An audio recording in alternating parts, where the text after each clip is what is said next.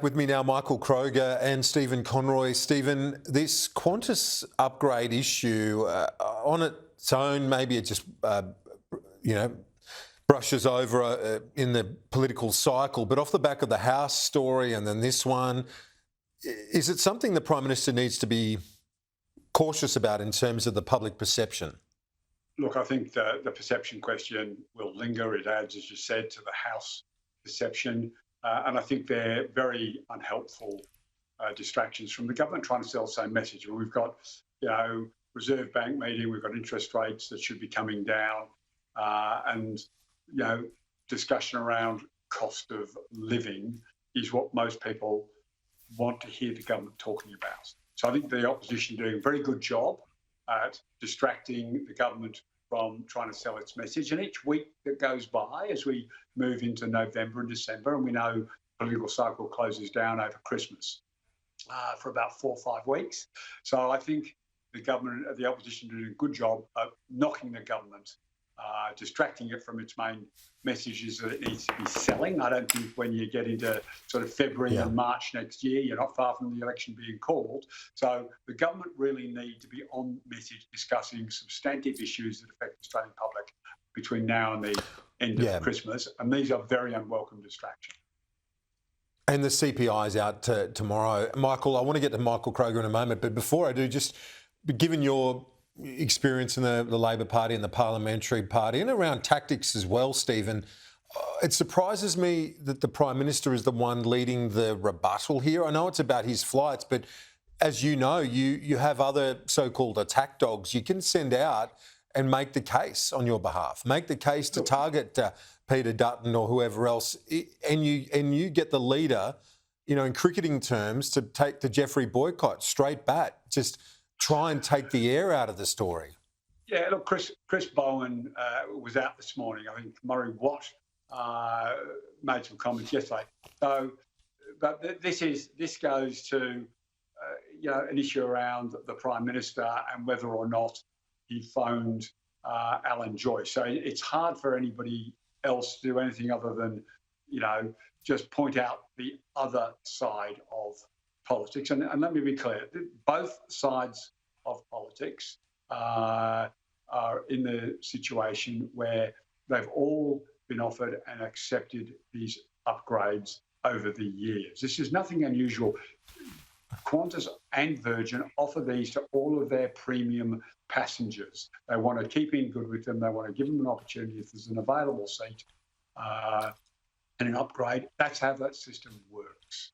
And so both sides of politics know that they're vulnerable on this. Yes, the government, and other ministers have been pointing some of it out. And this is all based on a gossip journalist writing a book that doesn't actually offer any evidence to support it. So I think both sides of politics have vulnerabilities here. And Chris Bowen did exactly what you said this week. Today. Yeah.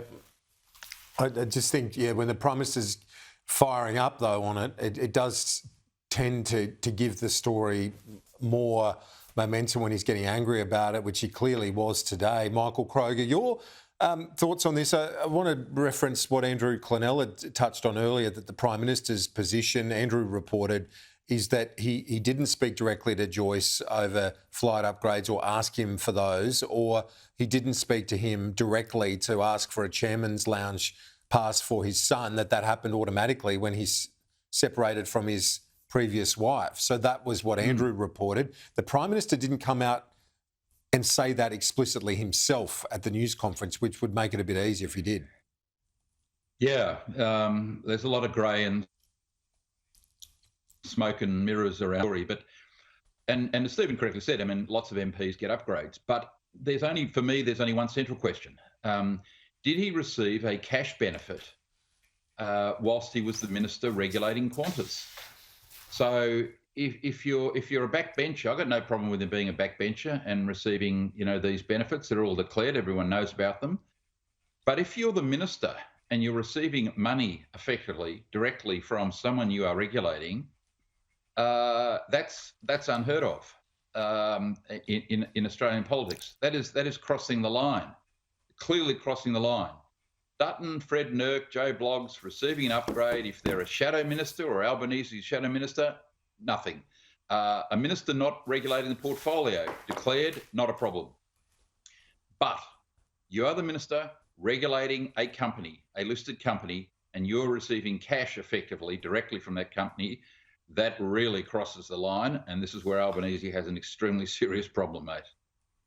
Is the problem specifically those international flights when he sought the upgrades from economy on a personal level when he's travelling personally with his family? Is that the issue here?